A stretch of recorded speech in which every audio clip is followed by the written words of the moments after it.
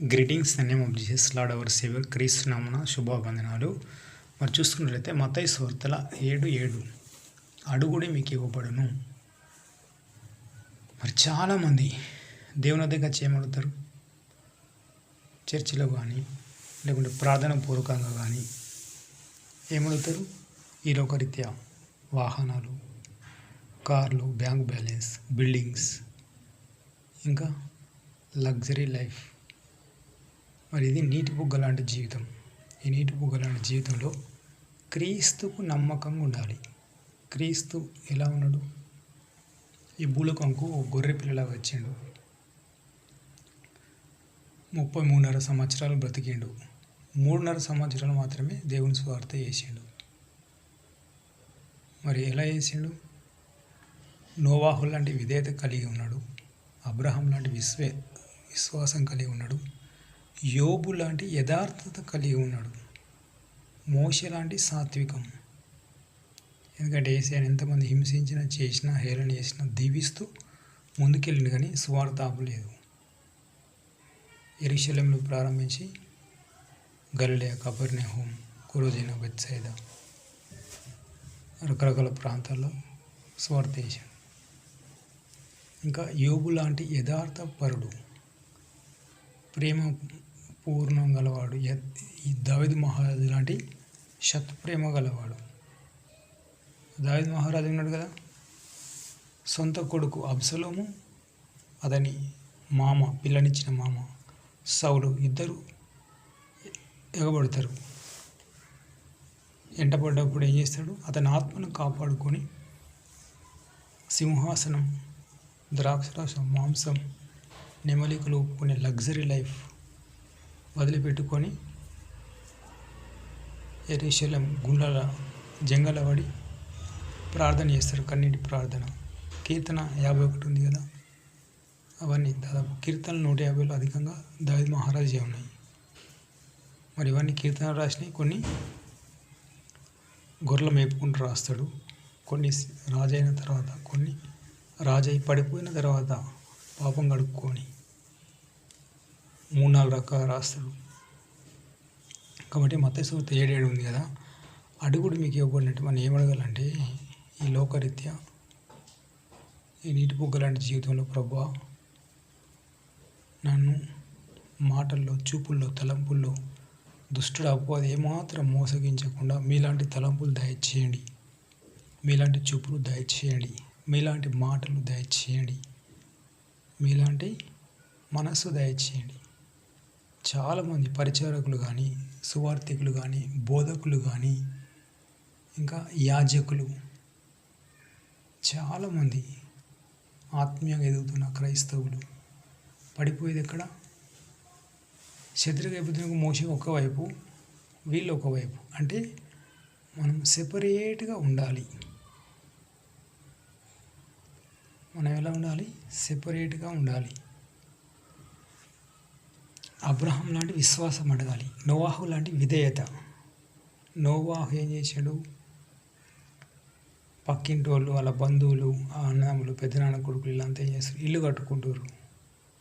ఎందుకంటే ఎండ, చలి, వాన నుంచి రక్షణ పొందడానికి, వాళ్ళ పిల్లలు, తల్లిదండ్రులు ఉండడానికి ఇల్లు కట్టుకున్నారు. కానీ నోవాహు ఏం చేశాడు? ఓడ నిర్మించుకున్నాడు. ఫారెస్ట్లో ఉండి సీతాఫలాలు, మామిడి పళ్ళు, రకరకాల పళ్ళు తినుకుంటూ ఉపవాసం ఉండి 6 అంటే వాళ్ళ 3 కుమారులు సహాయం చేసి ఉంటారు. లేడీస్ కూడా సహాయం చేసి ఉంటారు. ఎందుకంటే అది చాలా పెద్ద ఓడ. 120 సంవత్సరాలు దాదాపు జలప్రలయం వస్తుంది అంటే ఓడ నిర్మించుకుంటాడు. అతను ఓడ నిర్మించుకున్నప్పుడు వీళ్ళంతా ఏం చేస్తారు? హేళన చేస్తారు, దూషిస్తారు, శపిస్తారు. అయినా కానీ వాళ్ళని పక్కకెట్టి దేవునికి లోబడి దేవుడు చెప్పిన కొలతల ప్రకారం ఓడ నిర్మించుకుంటాడు. ఇప్పటికీ అరారత్ అనే కొండలు ఇరాక్ దేశం మధ్యలో ఉంది. నోవాహు ఓడ, అందులో ఉన్న ఇనుము అవన్నీ దొరికినాయి. ఇప్పటికీ సైంటిస్టులు వెళ్ళి రిబ్బన్లు వేసి కొలిచిర్రు. బైబిల్లో ఉన్న కొలతల ప్రకారం అక్కడ ఉంది. అయితే నోవాహు అలాంటి విధేయత కలిగి ఉన్నాడు. కాబట్టి మీకు ఇప్పుడు సంపాదన ఉంటే చాలామంది అప్పులు చేసి, వడ్డీలు చేసి ఇండ్లు కడతారు. కాబట్టి మనం ఏం చేయాలంటే నోవాహు లాంటి విధేయతతో దశమ భాగం, బీదలకు దాన ధర్మాలు ఇట్లా చేసుకుంటూ ముందుకెళ్ళామనుకో ఖచ్చితంగా నోవాహు లాంటి విధేయత కలిగినట్లే. దేవుని రాజ్యంలోనికి అందరినీ అగ్నిలో నుంచి లాగినట్లు లాగాలి. దానియేలు ఉంది కదా, నీతి మార్గం అనుసరించి ఎవరైతే అనేకులను తిప్పారో వాళ్ళు ఆకాశ నక్షత్రాలు జ్యోతులనే ప్రకాశించేదారు. కాబట్టి మనం నీతి మార్గం అనుసరించడానికి అనేకుల్ని తిప్పడానికి మనకున్న సంపాదన ఖర్చు చేస్తే ఖచ్చితంగా మనకు మెండైన దీవెనలు ఉంటాయి. వాళ్ళకు పరిశుద్ధ గ్రంథం, ట్రాక్స్, లిటరేచర్స్ అవి ఇచ్చడం అనుకోండి, ఖచ్చితంగా దేవుడు మనకు ఇంకొక చోట 30 60 100గా ఫలింప చేస్తాడు. మత్తయి సువార్త 7 అడుగుతుంది కదా, అడుగుడి మీకు ఇవ్వబడినట్టు మనం ఏం అడగాలి? మోషే లాంటి సాత్వికం. మనం పనిచేసే స్థలంలో కానీ ఎక్కడైనా కానీ పనిచేసేటప్పుడు ఎదిరిస్తారు, కిందోళ్ళే కానీ పైలో కానీ. వాళ్ళని సహించుకుంటూ ఓర్చుకుంటూ మనం ఏం చేయాలి? మోషే ఏ విధంగా సహించుకున్నాడు, ఓర్చుకున్నాడు? పరలోక మన్నా కురిపించాడు. వాళ్ళకు ప్రతిరోజు ప్రార్థన చేస్తే కొత్తిమీర గింజ లాంటిది వస్తుంది. పాత్రలు పట్టుకున్న వాళ్ళు అలా నింపుకోవాలి. మోషే అలాంటి సాత్వికం గలవాడు. ఇంకా వాళ్ళు పెట్టే ఇబ్బందులు ఓర్చుకోవాలి. వాళ్ళు చనిపోతున్నారంటే ఇత్తడి సర్పం ఎత్తాలి. యోహాను సువార్త 3:16 ఉంది కదా, దానిపైన చూడండి 14, 13, 15. ఇంకా ఇశ్రాయేలు జనాంగంకు మన్నాను కురిపించాలి, బండను కొట్టి నీళ్ళు ఇవ్వడం. అవన్నీ ఇశ్రాయేలు జనాంగాన్ని ఒక చంటి పిల్లలాగా చూసుకున్నాడు మోషే. ఐగుప్తులో బానిసత్వం నుంచి విడిపించడానికి 10 రకాల సూచక్రియలు చేసిండు. ఇంకా చాలా చేసిండు సూచక్రియలు. చివరికి వాళ్ళని దూషించి కానాను వెళ్ళలేకపోతాడు. కళ్ళతో చూసే ఉంటాడు. ఇంత ఒక 200 మీటర్లు 150 మీటర్లు ఉండొచ్చు. కాబట్టి మనం ఏమడగాలంటే దేవుని సన్నిధిలో మత్తయి సువార్తల 7:7 అడుగుడి మీకు ఇవ్వబడును.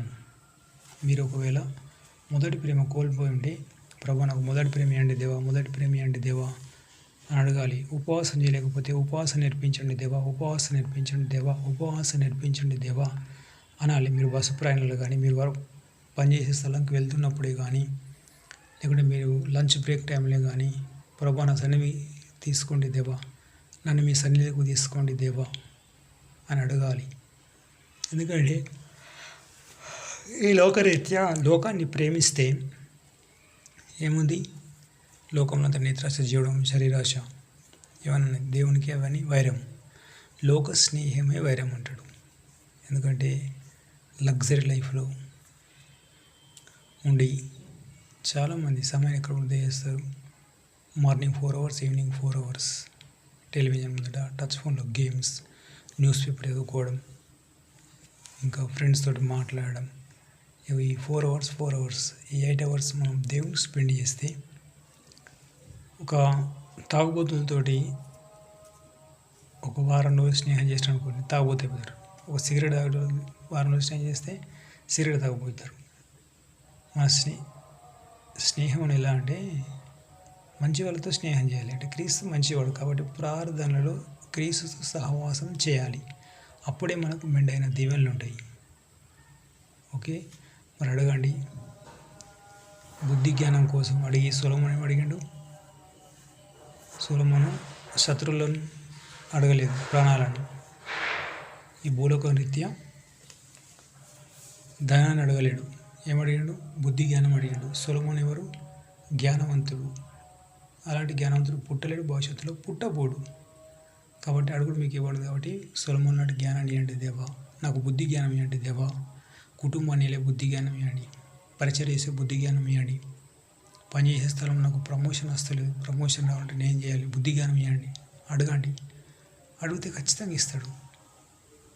చూడండి, యోహాను సువార్త 15:7 నా యందు మీరును మీ యందు మాటలు నిలిచి ఉండిన యెడల మీకేది ఇష్టమో అడుగుడి, అది మీకు అనుగ్రహింపబడును. మనం క్రీస్తు యందు నిలిచి ఉండాలి. అంటే మాటల్లో, చూపుల్లో, తలంపుల్లో. చాలామంది క్రీస్తు యందు నిలిచి ఉండలేక ఈ లోకాన్ని ప్రేమించి మొదటి ప్రేమ కోల్పోతారు. కాబట్టి మొదటి ప్రేమని అంటే దేవా అని అడగాలి. నేనైతే కొత్తగా క్రీస్తుని అంగీకరించినప్పుడు కన్నీటి ప్రార్థన, ఉపవాస ప్రార్థన, మోకాళ్ళ ప్రార్థన సమయం దొరికితే, ఎందుకంటే ఎట్లా ఆశీర్వాదాలు వస్తాయో, ఉద్యోగం వచ్చిందనుకోండి, వర్కింగ్ అవర్స్ పెరిగిపోతాయి, ప్రార్థనకు సమయం దొరకదు, స్ట్రెస్ అనేది వస్తుంది. చెరుకు రసం ఉంది కదా, 2 చక్రాలు తిరిగితేనే అలాగే రసం వస్తుంది. అలాంటి శ్రమలు ఉంటాయి. ఇతడు సాతానుడు, ఇటు చెడ్డ తలంపులు, ఇటు పని, స్ట్రెస్ అనే ఉంటుంది. ఎంత స్ట్రెస్ అన్న రాని మనం జయించవచ్చు లోకాన్ని.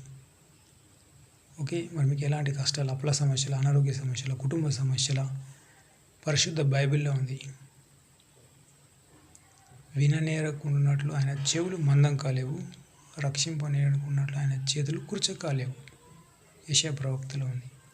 కాబట్టి నీకు ఎన్ని శ్రమలున్నా, ఇబ్బందులున్నా, ఇరుకులున్నా మనం చెప్పుకోవాలి. కుమారుడు తన తండ్రికి ఏ విధంగా చెప్పుకుంటాడో ఆ విధంగా. మనకు స్టూడెంటు దానికి పెన్సిల్ కావన్నా, నోట్స్ కావన్నా, బ్యాగ్ కావన్నా, అవన్నీ తండ్రి తెలుసు. ఎప్పుడు స్కూల్ స్టార్ట్ అవుతాయి, ఎప్పుడు ఎంత ఫీజు, ఏ స్కూల్ చదవాలవన్నీ. కాబట్టి మన ఏంటంటే విధేయత, హంబుల్నెస్, తగ్గింపు జీవితం పరిశుద్ధ బైబిల్లో ఉన్న ప్రకారం అడగాలి. మరి మీరు ఏమడిగినా మీకు శుభభావం నిమిత్తం అడుగుతున్నాను మళ్ళీ అంటాడు దేవుడు. ఓకే, మరి నా గురించి ప్రార్థన చేయండి, నేను మీ గురించి ప్రార్థన చేస్తున్నాను. God bless you, have a nice day. ఫలించండి. మా నాన్నగారి పేరు రాజం. నాన్నకు ఆరోగ్యం బాగుంటలేదు. మంచి ఆరోగ్యం కోసం, స్వస్థత కోసం ప్రేయర్లో ఉండండి. Praise the Lord. తమ్ముని పేరు మోహన్, జమున, శివాని. వీళ్ళు వేరుగా ఉన్నారు. భార్య భర్తల ఐక్యత కోసం జ్ఞాపకం చేసుకోండి. God bless you, have a nice day. Praise the lord.